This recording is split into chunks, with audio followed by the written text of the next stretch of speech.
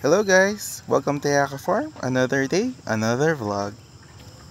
Tara, samahan niyo ako pumunta sa ating munting gulayan. Ang schedule natin today is mag-i-spray tayo ng Megatonic, Foliar, and Insecticide.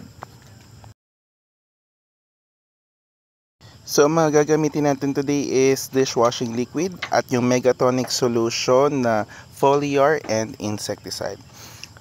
So, ang unang gagawin natin is i-divide natin sa dalawa yung unang bottle.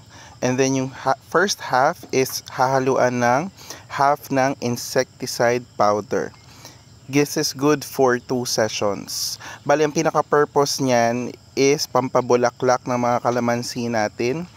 And at the same time, mabawasan yung mga insektong sumisira sa mga halaman at bulaklak.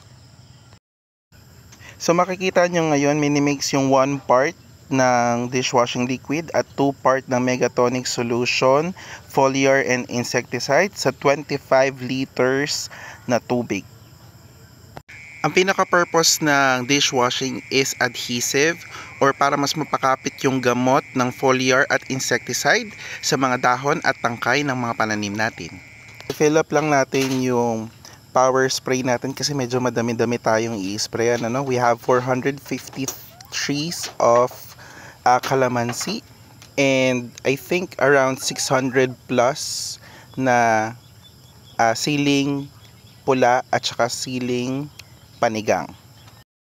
Yan, makikita ninyong sinusok talaga yung mga puno ng kalamansi natin doon sa mixture na ginawa natin kanina. Okay, safety reminder muna tayo guys.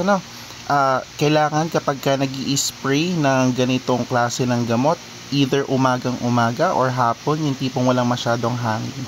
Also, you have to make sure na covered yung mukha natin, especially yung ilong, kasi hindi pa rin maganda sa kalusugan natin kapag ka nalanghap yung mga ganitong klase ng gamot, especially may insecticide tong kasama. Okay, dumako muna tayo sa silihan natin. Ayan si Rob, dinadamuhan yung mga puno ng sili natin. Hindi pa natin kasi pwedeng isprayan ng pangdamo to dahil masyado pang bata yung mga sili natin. Baka masama yun pag namatay. So, iwas naman tayo dun. Ingat-ingat lang. So, ngayon hindi na natin na video yung pag-grass cut ng pinaka paligid ng gulayan natin na para talagang malinis na malinis siya.